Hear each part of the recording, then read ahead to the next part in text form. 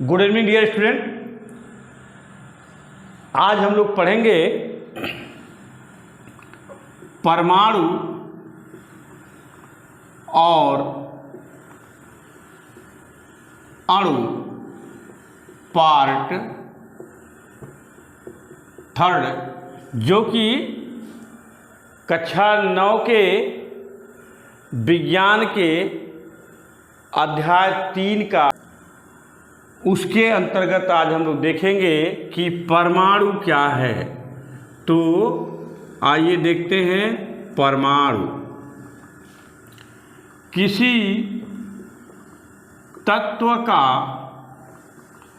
वह सूक्ष्मतम कण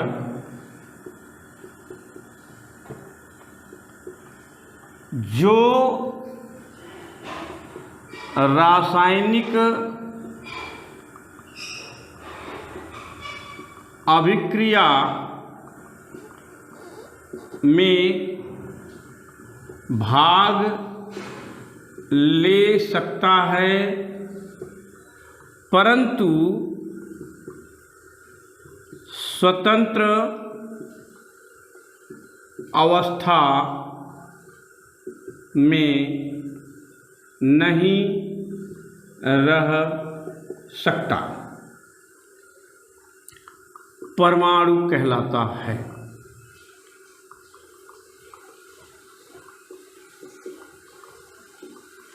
परंतु इसका कुछ अपवाद है। वो अपवाद क्या है?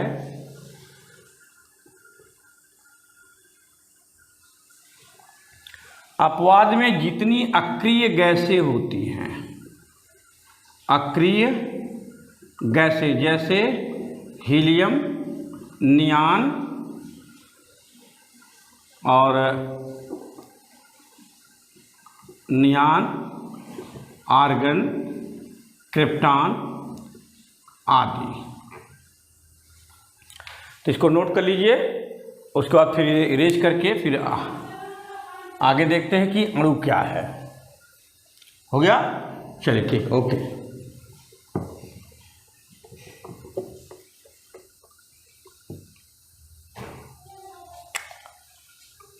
तो अणु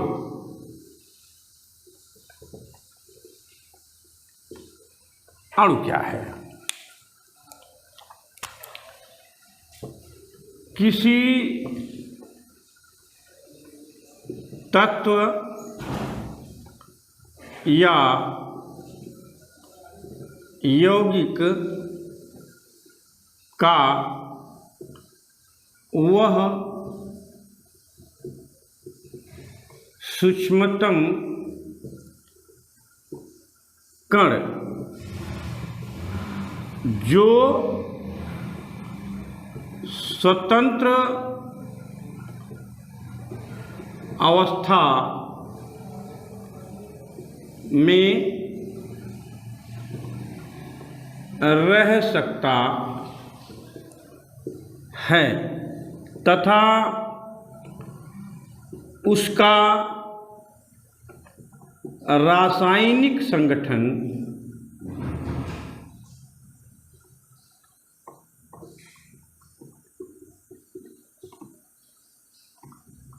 उस पदार्थ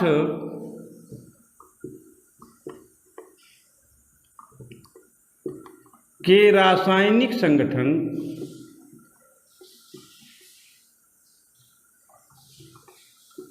के समान होता है।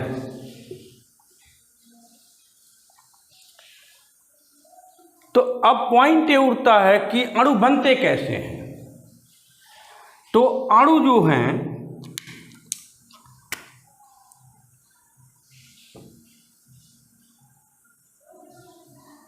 अणु दो या दो से अधिक परमाणुओं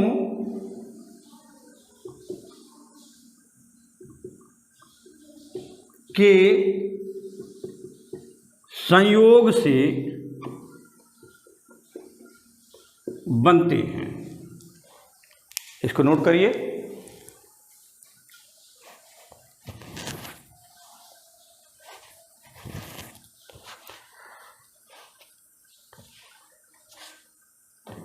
चलिए नोट कर लिए होंगे, तो इसे फिर इरेज किया जाए।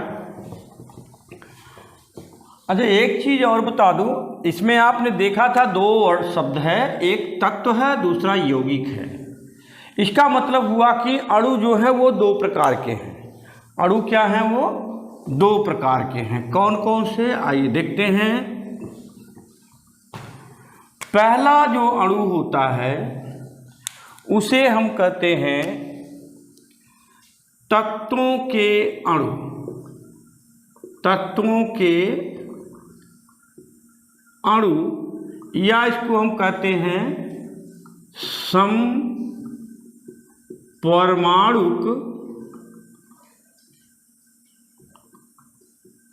अणु। यहाँ की जैसा नाम बता रहा है, आप देख सकते हैं समपरमाणुक। तो सम मतलब बराबर, एक समान। तो मतलब इसका परिभाषा आप क्या कर सकते हैं इसके हिसाब से? एग्जाम्पल पहले देखते हैं। अभी जैसे देखिए, हमने लिया ऑक्सीजन का अणु लिया। इसमें आप देख रहे हैं कि एक ही तत्व के क्या हैं, दो परमाणु आपस में मिलकर के इस ऑक्सीजन अणु का निर्माण किए हैं। ठीक इसी तरह से हाइड्रोजन का अणु है। इसमें हाइड्रोजन के दो परमाणु आपस में मिलकर के हाइड्रोजन अणु का निर्माण किए हैं।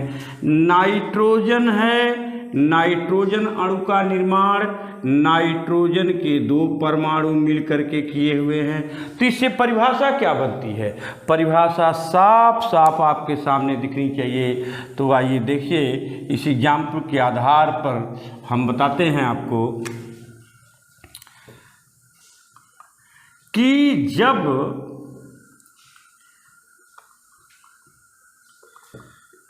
एक ही तत्व के, शब्द पर ध्यान दीजिएगा, एक ही शब्द लिखा हुआ है, एक ही तत्व के दो या दो से अधिक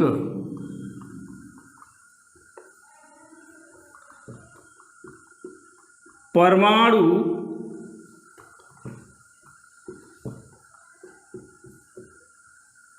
संयोग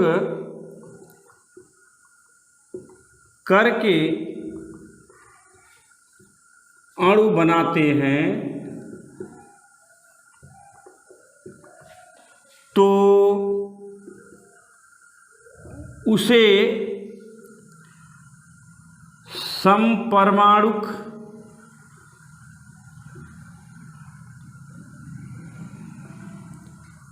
अणु या तत्वों के अणु कहते हैं। अब आप परिभाषा के अकॉर्डिंग अपने उदाहरण पर ध्यान दीजिए। जब एक ही तत्व, तो यहाँ कौन सा तत्व है? ऑक्सीजन है, के दो या दो से अधिक, तो दो परमाणु, एक ही तत्व के दो परमाणु आपस में मिलकर के संयोग करके जो अणु बनाए हैं वो क्या है? समपरमाणुक है। मतलब अणुओं के निर्माण में जब दोनों परमाणु एक ही तत्व के होंगे तो उसे हम कहेंगे समपरमाणुक अणु या तत्वों के अणु। तो आप इसे नोट करिए, फिर इसे इरेज किया जाए, आगे बढ़ा जाए। चलिए अब आइए दूसरा देखते हैं, यौगिक के अणु। यौगिक के अणु, तो यौगिक के अणु जिसको हम कहते हैं और दूसरे नाम से विषम परमाणुक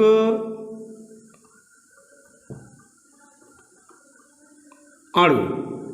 तो विषम परमाणुक अणु, जैसा कि नाम बता रहा, विषम मतलब कि भिन्न प्रकार के, ठीक है, भिन्न प्रकार के परमाणु। अब भिन्न प्रकार के परमाणु कब होंगे?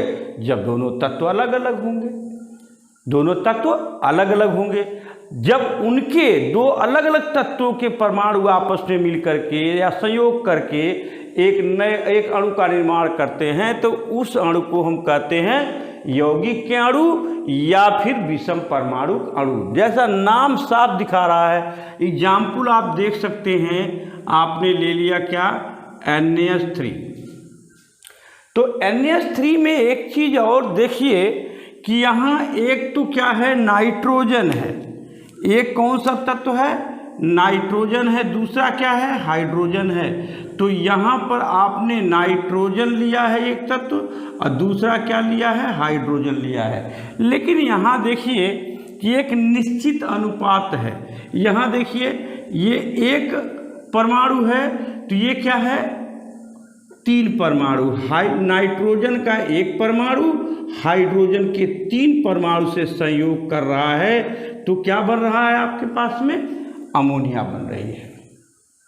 ठीक, इसी तरह से आप दूसरा एक, तो इसका मतलब एक निश्चित अनुपात भी होना चाहिए।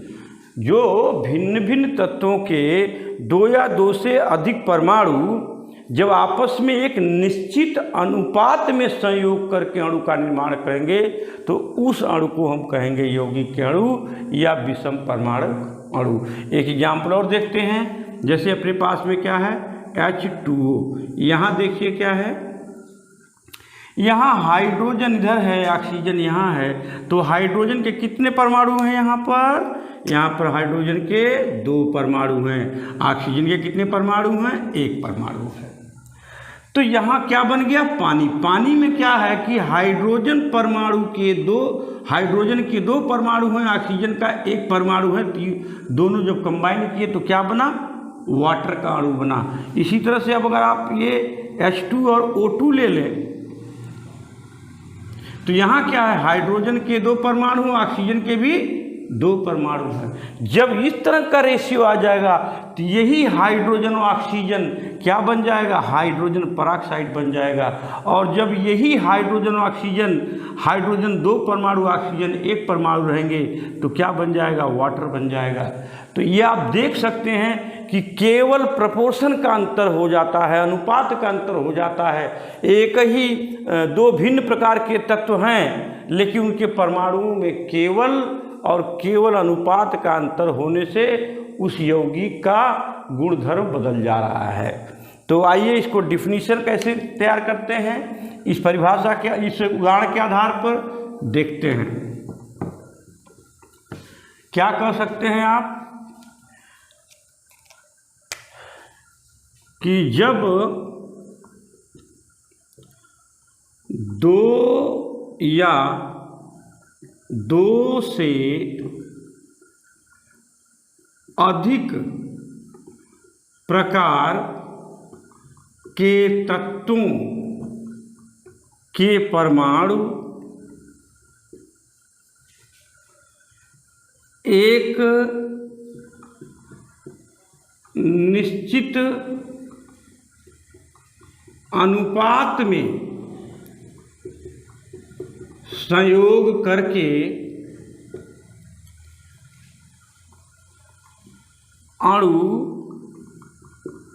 बनाते हैं तो उस अणु को यौगिक के अणु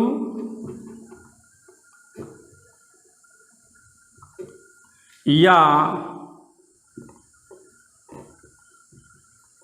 विषम परमाणुक अणु कहते हैं। देखिए यहाँ पर जब 2 या 2 से अधिक प्रकार के तत्व, यहाँ देखिए फिर से उदाहरण को हम देखता हूँ। जैसे अपने लिया CO2, यहाँ देखिए यहाँ 2 भिन्न प्रकार के तत्व लिए गए हैं, कार्बन और ऑक्सीजन। इनका अनुपात क्या है, यहाँ पर कार्बन है और क्या है, ऑक्सीजन है। तो कार्बन कितना है, 1 है, ऑक्सीजन कितना है, 2 है। इसी तरह से अगर CO कर दूं कार्बन मोनोऑक्साइड। इसमें भी देखिए दो ही तत्व, जो ऊपर दो तत्व हैं कार्बन और ऑक्सीजन, यहाँ भी कार्बन और ऑक्सीजन ही है, लेकिन यहाँ ध्यान दीजिए एक निश्चित अनुपात में ही एक विशेष अणु का निर्माण करेंगे। अगर यहाँ कार्बन एक हो जाता है, ऑक्सीजन एक हो जाता है, तो ये क्या बनेगा, ये बनेगा आपका CO कार्बन मोनोऑक्साइड। और ये क्या बनेगा आपका, कब, जब कार्बन का एक परमाणु और ऑक्सीजन का 2 परमाणु होगा तो वो कार्बन डाइऑक्साइड बना लेगा। केवल और केवल अनुपात में एक दो भिन्न तत्वों के परमाणुओं का जब अनुपात चेंज हो जाता है तो यौगिक का गुणधर्म भी बदल जाता है।